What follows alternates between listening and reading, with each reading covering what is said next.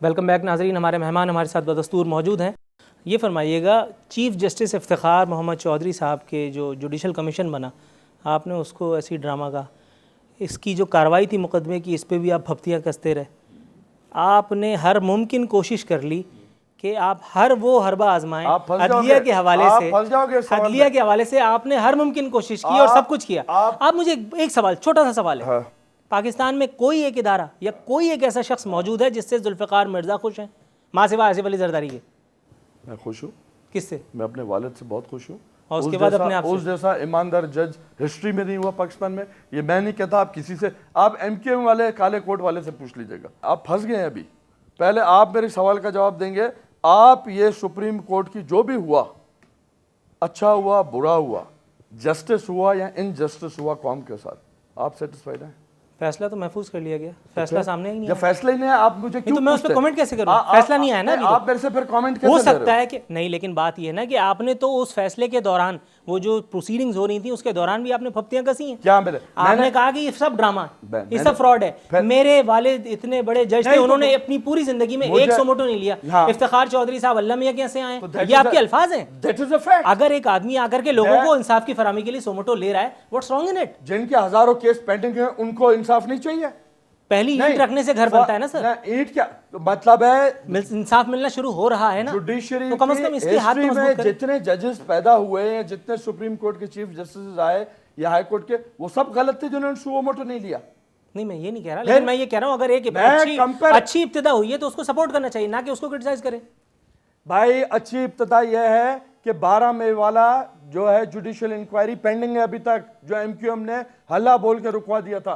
पहले वो तो कर लें, जिन्होंने जाने जस्टिस इफ्तिखार चौधरी को इज्जत से कोर्ट तक पहुंचाने के लिए दी, उसको तो कर लें। बात बताऊं?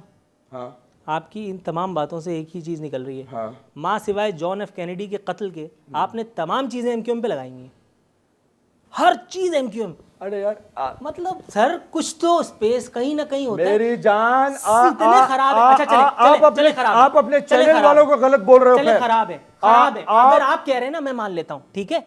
आज इस बात का फैसला करके उठते हैं कि खराब लोगों का साथ देने वाले, मफाहमत का बगैर म्यूजिक का गाना गाने वाले, वो भी खराब है। उनसे ज्यादा आला तरीन क़यादत, उनसे ज्यादा खराब है। तो फिर उनको भी तो बोले ना। बोल रहा हूं ना, उनसे ज्यादा खराब है। अब यहाँ बोल रहे हैं, आपने वहां अगर उनको अब दुरुस्त होना है तो इनको छोड़ना पड़ेगा और इनको जेल में डालना पड़ेगा। तो आप सॉफ्ट मैसेजेस दे रहे हैं। आप कह रहे हैं कि मैं बिलावल भुट्टो के लिए वोट की भीख मांगूंगा, इसका मतलब है आप दरवाजा नॉक कर रहे हैं, हेलो मैं अभी भी मौजूद हूँ। Soft is there any opportunity available? मैं रियलिटी उनको बता रहा हूँ। रियलिटी आसिफ अली जरदारी जाने, पीपल्स पार्टी जाने, CEC जाने और बिलावल भुट्टो जाने और पाकिस्तान की आवाम जाने, उसको मुंतखब करना है करे, नहीं करना है छोड़ दे। आप कौन से अब बराई शादी में अब्दुल्ला दीवाना नहीं, मेरा खून दिया हुआ है पीपल्स पार्टी में। मैंने शहीद रानी के लिए खून दिया, मैंने इस पार्टी के लिए दिया। वो हिस्ट्री है, हिस्ट्री कोई नहीं होती। You are no more peoples party. Imam Hussain history है? नहीं, कहां चले? नहीं, क्यों हिस्ट्री है? हुजूर करीम हिस्ट्री है? क्यों मुसलमान हो? क्यों आज नमाजें पढ़ते हो? हिस्ट्री है नमाज, कुरान नमाज है। यहूदी बन जाओ, हिंदू बन जाओ, मॉडर्न बन जाओ, हिप्पी बन जाओ, गे हो जाओ। सर इसके ऊपर एक सवाल है जी, अगर आप कहें तो पूछूं? आप पूछे, आपको हर चीज की इजाजत है। थोड़ा सा पर्सनल है। हाँ, मैं भी फिर पर्सनल होऊंगा, ये याद रखना। ठीक है। कुरान की तकरीम की माशाल्लाह आपने बात की, सर तस्लीम खम, हाँ। आप उसी कुरान का सहारा लेकर के प्रेस कॉन्फ्रेंस करने के लिए गए, तो आपने सर पे रखा। सर सवाल पूरा नहीं हुआ, सर सवाल नहीं पूरा हुआ, आप यकीन करें खलिश रह जाएगी एक दिल में। ठीक है। उसी कुरान को आप सर पे उठाए पहुंच गए प्रेस क्लब। आंधी आए तूफान आए, जुल्फिकार मिर्जा ने नहीं रुकना, उसने सब आगे पीछे कर दिया, उसने सब आगे पीछे कर दिया। अब आ रहा है सवाल का खतरनाक तरीन हिस्सा। उसी कुरान में एक जगह लिखा है शराब को उम्मुल खबाइस, और आपने एक इंटरव्यू में डिक्लेयर किया कि आप खुद भी पीते हैं और दूसरों को भी लंगर के तौर पे पिलाते हैं। ये डबल स्टैंडर्ड्स, डबल स्टैंडर्ड्स नहीं है। Give a devil is due, समझे? इतनी सच बोलने की भी अल्ताफ हुसैन ने हिम्मत नहीं है। जो कि सर मैं अगर चोरी कर रहा हूं और चोरी करके सीना जोरी कर रहा हूं, तो ये एक अच्छी बात कहां से आ गई? मैं ये तो सीना जोरी नहीं कर रहा कि मैं जबरदस्ती आपकी शराब छीन के पी रहा हूं सर, लेकिन अपने मेहनत के पैसों से शराब पीना, आप एक बात करें ना, आप एक आम आदमी नहीं है सर। जी। आप एक आम आदमी नहीं है। मिर्जा गालिब भी पीता था, जिसको सारा दिन पढ़ते हो और वाह वाह करते हो पूरे पाकिस्तानी, समझे? वो उसने अपनी बेगम को कहा था कि अल्लाह ने रोजी का तो वादा किया है, खाने का शराब का नहीं किया, इसलिए पूरी तनख्वाह की शराब खरीद के आते थे। है या नहीं उनकी अपनी किताबों में लिखा हुआ? मिर्जा गालिब शेर सुना करके मुझे मशहूर कर देते हैं, लेकिन जुल्फिकार मिर्जा जब टीवी पे नजर आते हैं मेरा दिल आगे पीछे हो जाता है कि या अल्लाह खैर। इतने मासूम आप भी नहीं हो। नहीं, मैं अपनी बात जो कर रहा हूँ मैं सही बता रहा हूँ आपको। ठीक है ठीक है ठीक है। जब भी आप आते हैं, अब देखिए मिसाल के तौर पे ये टीवी इंटरव्यू है, ठीक है, ये जब चलेगा कितना कुछ तलपट होने वाला है। भले जो भी हो, आई डोंट केयर, मैं सच बोलता रहूंगा। कब तक?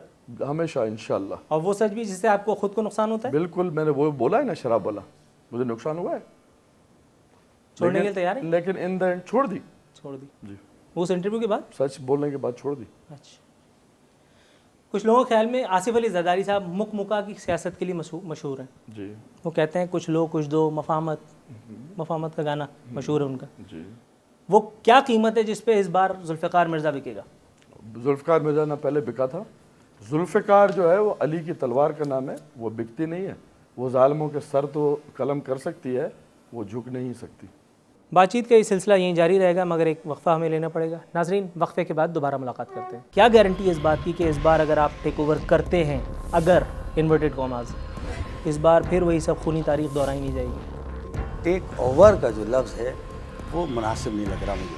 अगर उनको रिप्लेस करते हैं शहर से, चलिए उनको भी रिप्लेस ना कीजिए ना, क्यों रिप्लेस करते हैं आप? अगर आप उनके साथ मिल करके रह सकते थे तो क्या ज़रूरत थी अपनी 1.5 की अलग मस्जिद बनाने की? एक साथ ही रहते हैं ना। इसका मतलब है कि एक म्यान में दो तलवारें नहीं रह सकती। इस तरह साथ निभना है दुश्वार सा, तू भी तलवार सा मैं भी तलवार सा, एक ही रहेगा ना। यह आपका तस्वुर है।